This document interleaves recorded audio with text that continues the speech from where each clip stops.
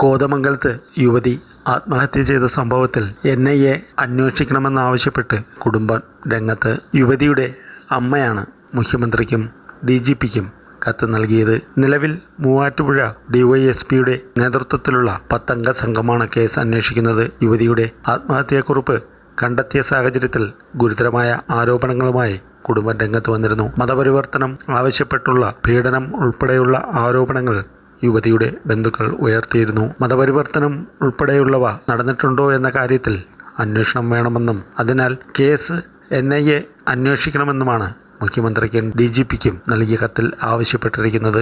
23 വയസ്സുള്ള TTC വിദ്യാർത്ഥിനിയാണ് ആത്മഹത്യ ചെയ്തത്. സംഭവത്തിൽ പറവൂർ, ആലങ്ങാട്, പാനായിക്കുളം, തോപ്പിൽപ്പറമ്പിൽ റമീസി 24 തിങ്കളാഴ്ച അറസ്റ്റ് ചെയ്തിരുന്നു. വിവാഹ വാഗ്ദാനം നൽകി പീഡിപ്പിച്ചതിനും മർദ്ദിച്ചതിനുമാണ് കേസെടുത്തിരിക്കുന്നത്. ആത്മഹത്യാക്കുറിപ്പിൽ റമീസ് മതം മാറ്റത്തിന് നിർബന്ധിച്ചിരുന്നതായി വെളിപ്പെടുത്തിയിട്ടുണ്ട്.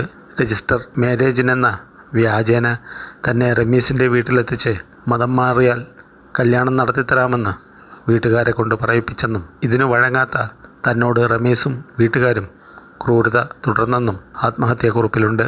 റമീസ് ചെയ്ത തെറ്റുകൾ മനസ്സിലായിട്ടും റമീസിൻ്റെ വീട്ടുകാർ ഒരു നടപടിയും സ്വീകരിച്ചില്ലെന്ന് തന്നോട് മരിച്ചോളാൻ റമീസ് പറഞ്ഞെന്നും കുറിപ്പിൽ പറയുന്നു. മതം മാറാൻ യുവതി ആദ്യം തയ്യാറായിരുന്നു.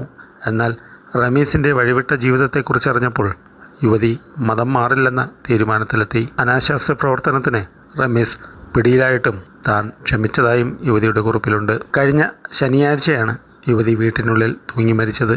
മരിക്കും മുമ്പ് ആത്മഹത്യാക്കുറിപ്പ് റമീസിൻ്റെ മാതാവിന് യുവതി ഫോണിൽ അയച്ചു കൊടുത്തിരുന്നു. അവർ അറിയിച്ചതനുസരിച്ച് യുവതിയുടെ മാതാവ് വീട്ടിൽ എത്തിയപ്പോഴേക്കും മരണം സംഭവിച്ചിരുന്നു.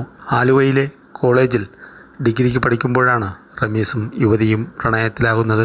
വിവാഹം നടത്താനും വീട്ടുകാർ ധാരണയിലെത്തിയതാണ്. പിന്നീടുണ്ടായ സംഭവങ്ങളാണ് യുവതിയുടെ ആത്മഹത്യയിലെത്തിയത്. പിതാവിൻ്റെ മരണത്തിൻ്റെ 40ാം നാളാണ് പെൺകുട്ടി ജീവനൊടുക്കിയത്.